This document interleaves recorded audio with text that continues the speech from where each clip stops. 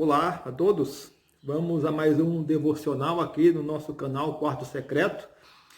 Lembrando aí, se você ainda não é inscrito, se você está aqui pela primeira vez, então clique aí no botão das inscrições, ative o sininho das notificações e também compartilhe esses devocionais. Caso você seja abençoado, você também pode abençoar a outras pessoas e também como uma ferramenta, mais um recurso para evangelismo.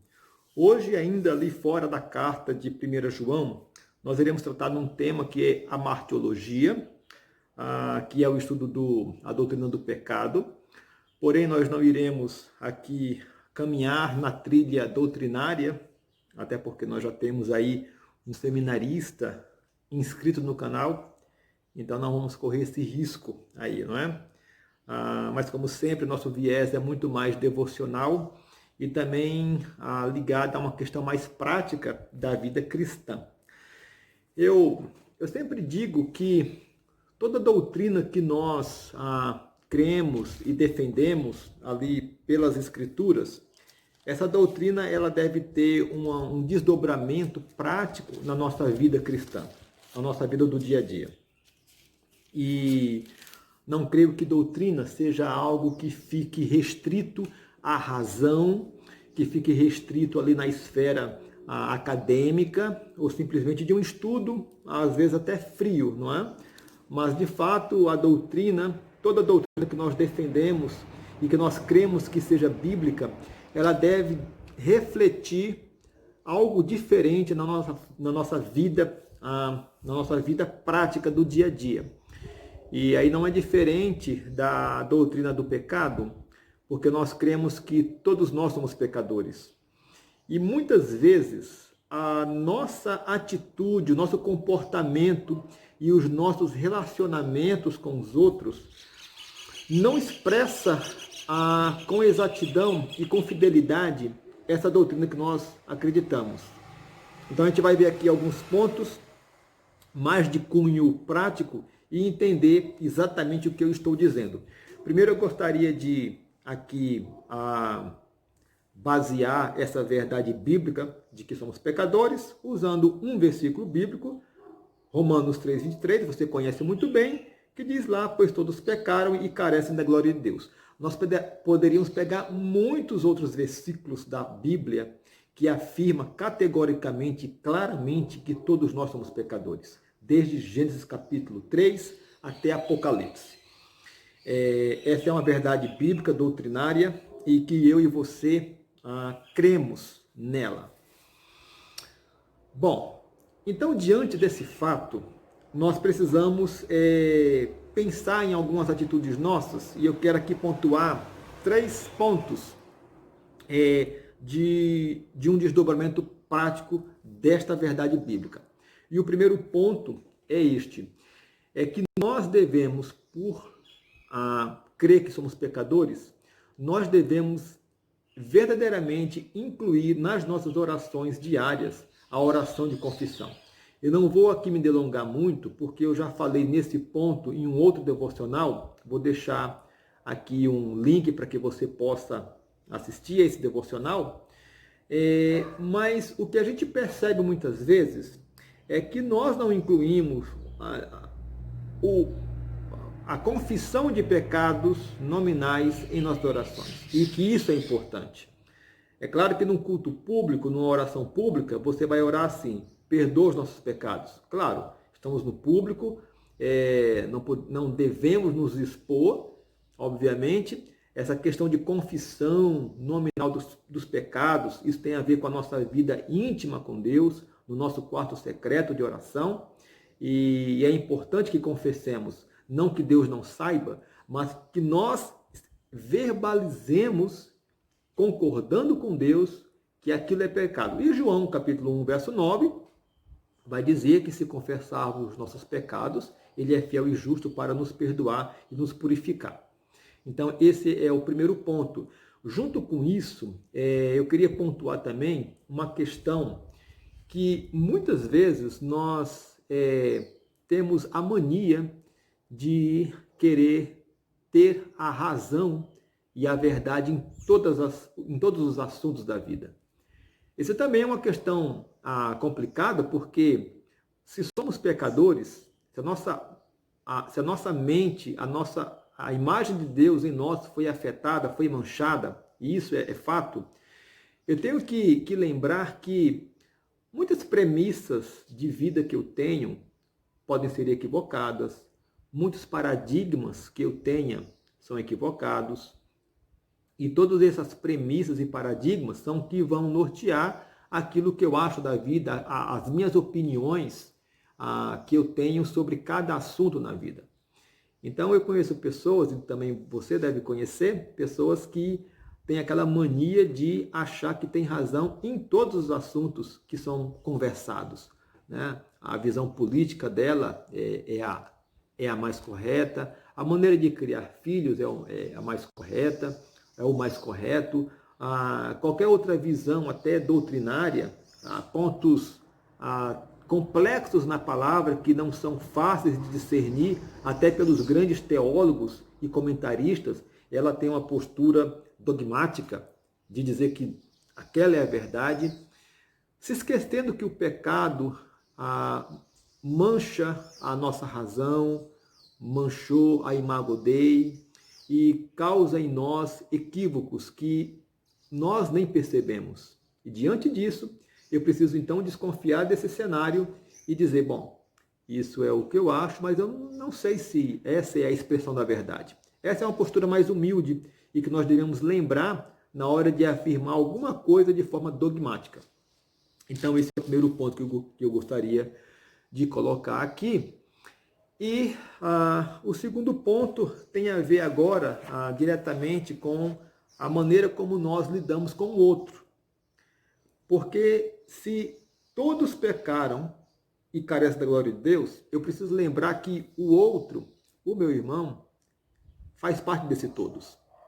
Ele é um pecador. E como tal, a inclinação natural dele, assim como a minha, é pecar. E diante de um pecado do meu irmão, diante de uma falha, diante de um erro, diante de algumas situações assim, eu preciso ser mais compassivo, eu preciso ser mais misericordioso, eu preciso ser mais cristão. Por quê? Porque ele é pecador. E talvez ele tenha uma caminhada, uma jornada cristã muito mais curta do que a minha, do que a sua, e eu preciso colocar isso na balança e saber que o processo de santificação, o processo de se parecer mais com Cristo, esse processo dura a vida inteira.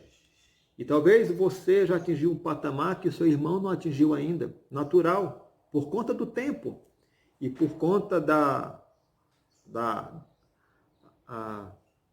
das ações cristãs que cada um faz, a leitura da palavra, a vida de oração, tudo isso vai dando crescimento espiritual e esse crescimento é diferente em cada um de nós. Então nós precisamos lembrar que o nosso irmão é um pecador e que ele tem fraquezas e que ele tem lutas e que talvez aquele pecado que ele cometeu ou aquele erro no campo relacional seja parte de uma fraqueza que ele tem e que eu possa ser uma bênção para ajudá-lo. É por isso que Paulo, em Gálatas capítulo 6, verso 1, vai dizer, irmãos, se alguém for surpreendido em alguma falta, vós que sois espirituais, olha só o que ele fala, vós que sois espirituais, corrigiu com espírito de brandura. Então não é para descer o chicote, é para ter brandura, misericórdia, ser compassivo e ajudá-lo naquela questão, naquele pecado, às vezes um pecado que a gente chama de cabeludo, né? Um pecado na área moral. Eu não posso arregalar os olhos como se aquilo fosse algo extraordinário. Por quê?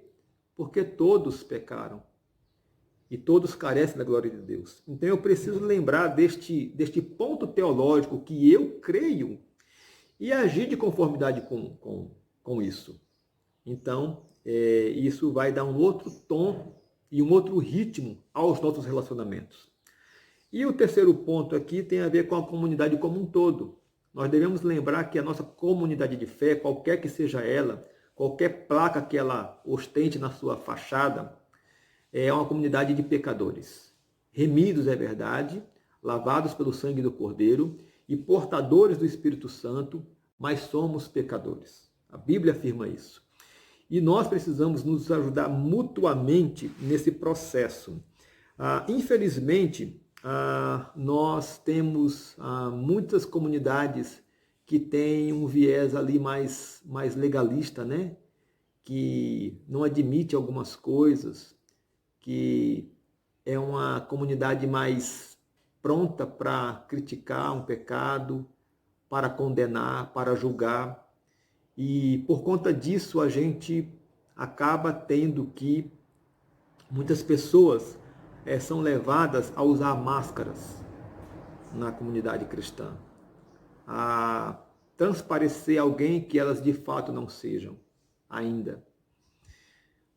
E nesse contexto a gente vai perdendo a chance de nos abençoar mutuamente e de se aperfeiçoar mutuamente com mais facilidade, com mais leveza e com mais rapidez até.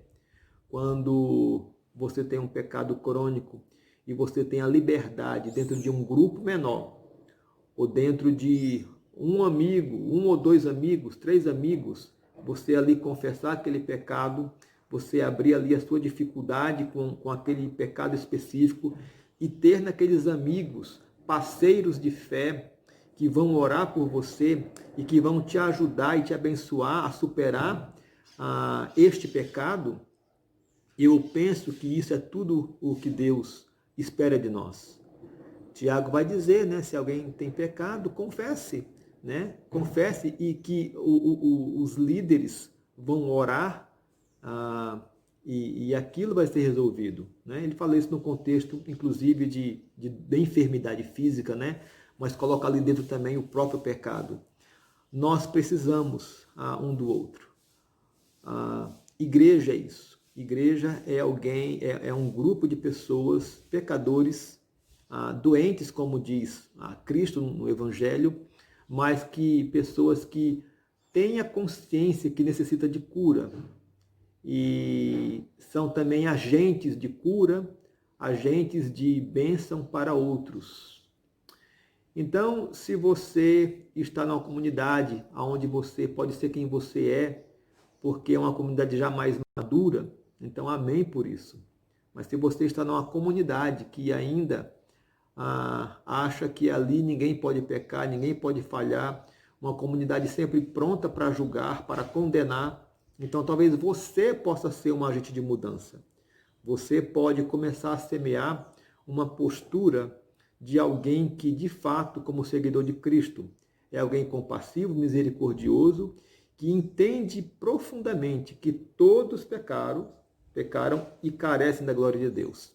E agir de conformidade com isso, contigo mesmo e com o outro. Então, que essa palavra possa produzir em cada um uma reflexão profunda sobre essa questão tão séria, tão importante, e que muitas vezes a gente peca profundamente nos relacionamentos, por esquecer que todos pecaram e todos carecem da glória de Deus. Então, que Deus nos abençoe nesta palavra e que nós possamos transformar e mudar nossas atitudes para abençoar a outros dentro da nossa comunidade de fé.